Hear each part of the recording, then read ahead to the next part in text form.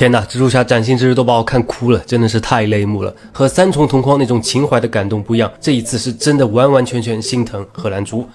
让我平复一下情绪，先说结论，文戏很细腻，武戏很华丽。文戏感人到什么地步呢？让我觉得武戏只是辅助。有人说文戏太多，但我只想说文戏太少。哪怕重四改成和奇迹人一样几乎没有武戏，我依旧会为崭新之日买单。这就是我对重四最大的好评。我真心建议蜘蛛侠的老粉丝，尤其是和我一样泪点低、对感情戏比较敏感的朋友，做好表情管理，要不然堂堂70男儿看个漫改电影又看哭了，多不好意思啊。至于为什么会泪目，那就得听我剧透了。是的，以下内容会涉及部分剧透，介意的朋友们请不要介意。首先明确的告诉大家，咒语之后大家都不记得帕克了，但浩克可能记得他，因为帕克被浩克3拳打成奥斯本的时候喊出了自己的名字，浩克确实有反应。其次，没有夜魔侠和毒液，法术和帕克谈心的时候甚至不愿提到自己和小红的过去，当然没有夜魔侠也没事，不然帕克就会发现自己的面具确实不如夜魔侠，既不方便喝咖啡吃东西，也不方便和妹子 kiss。至于帕克为什么两眼发黑，那是因为他修炼了守和会的忍术。Sorry， 他两眼发黑只是基因上更像蜘蛛了，可以说他终于进化成了蜘蛛精，而原因就是因为失恋加孤独。因为重4说的是一个所有人都不记得 Peter Parker 的故事，刚好和重3相反。重3是所有人都知道 Parker 是蜘蛛侠，导致彻底的混乱。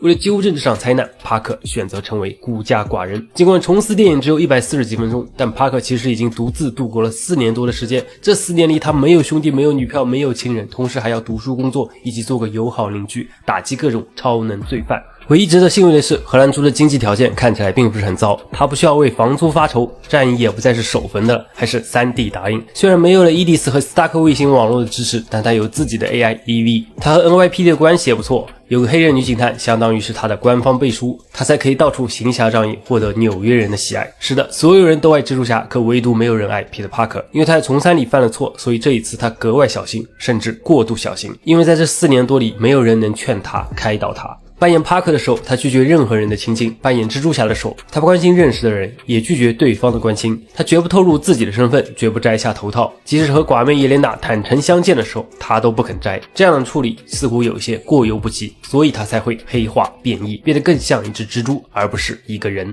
人之所以是人，就因为有着7情6欲，要迎合自己的内心，而不是过度压抑自己。其实帕克始终记得过去，他取的假名都和过去有关，梅姨、内德、初恋，正是那些过去才有了现在的帕克。压抑没法解决问题，只能制造压力，所以当帕克被当面 NTR 以后，他的压力彻底爆发，可帕克还是选择了继续压制。这个压制的处理就很巧妙了，他从班纳那里获得灵感，而这个小发明可能就会成为未来变种人的危机。是的，变种人正式进入 MCU 了，就像当年钢铁侠是蜘蛛侠的领路人，这一次变种人的领路人就是蜘蛛侠，这何尝又不是一种传承呢？但变种人确实引出了更大的危机，那就是管理和控制。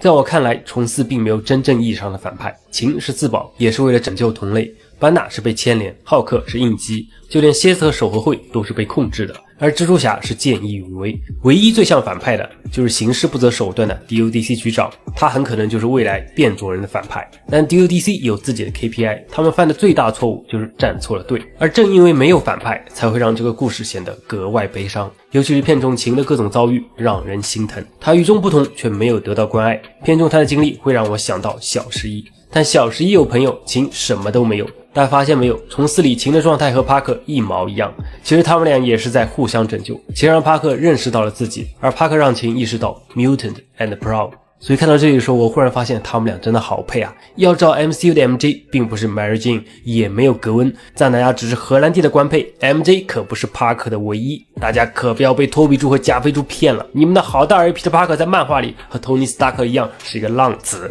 只是到了影视剧和夜魔侠一样，忽然就收心了。所以既然失去了 MJ， 那不如换一个 J。既然说到 MJ， 就得提一下电影对 MJ 和 Parker 的处理，我觉得非常棒。媲美银护3里面星爵和新卡魔拉的处理， MJ 并没有找回记忆，但他还是知道了自己和 Parker 的过去，可他又是亲又是抱又是一起飞，他都没有找回过去一丁点的感觉，可能就和脖子上那串残缺的项链一样，他还没办法找回那份感情和那种感觉。因为 MJ 是一个很独立很聪明的女孩，看过老3部曲就知道她其实一直很关注帕克。既然失去了所有对帕克的回忆，等于失去了自己的单恋，两人的爱恋，这和格式化没有什么区别。对 MJ 来说，过去的自己已经没有了，现在的她就是一个新造的人。曾经她有帕克，但现在她有男友，他是没法一下子就扑到帕克的怀里的，所以他可能需要一段更长的时间来激活一段崭新的感情，这可能就发生在宠物里了。但帕克现在失去了青梅，却拥有了天降，大家看完就知道了。我是秦格雷，我都要对帕克念念不忘了。其实电影里面秦格雷也吻了帕克，最后2个人还见了家长，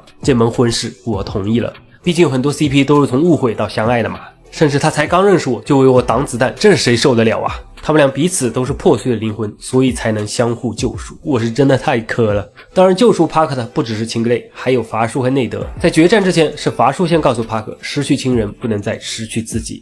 因为帕克的现在就是伐叔的过去，所以伐叔不希望自己的现在成为帕克的未来。伐叔并没有教他怎么样做一个英雄，那是因为帕克已经是一个合格的英雄。严格来说，他们俩其实也是相互救赎。伐叔教会帕克的是不要去惩罚自己，而帕克教会伐叔的是枪不能解决所有问题，所以伐叔的子弹才会命中帕克。帕克倒下去的时候，我想到了被老万误伤的教授，还好最后帕克还是痊愈了。他以蜘蛛侠的身份住院抢救，纽约人为他祈祷，最终他以帕克的身份康复出院，纽约人为他欢呼。尽管这里是错位的欢呼，但我想此时的帕克已经不在乎了，因为他做这一切并不是为了人民的欢呼，只是单纯的因为他是人民的蜘蛛侠。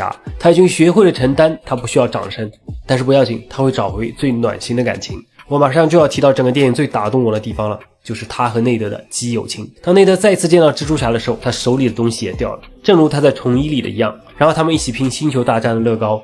当帕克说出那是他4年来最快乐的日子的时候，这一幕太虐了。帕克一直在关注内德，内德也一直在关注蜘蛛侠。要不是因为咒语的原因，内德其实早就发现了蜘蛛侠就是帕克。天哪，谁懂啊？那种全世界都不记得你的，只有你的好兄弟还在找你，那是什么感受啊？而且内德也说了，他不知道会有谁看他的视频，他只是觉得一定会有人。这个人就是他记忆中缺失的Someone。 I think he's actually watching these. Maybe someone. Okay, well, bye, someone. 甚至只要 MJ 的一句口误的 Peter， 再加上见面时一套手势，他就能记起这一切。不管他是记得也好，还是串起这一切也好，一切都离不开一个原因，内德就是帕克最好的 bro。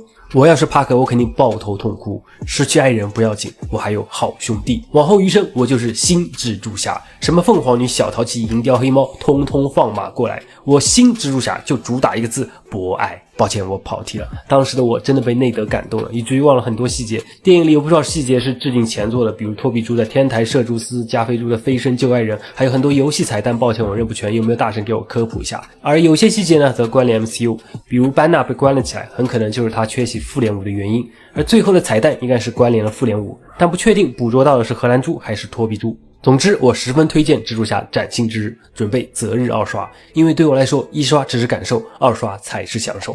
那么关于本片更多的解析，还是等到流媒体吧。最后我说一句题外话，手和会的女忍者长得好像李豆豆啊。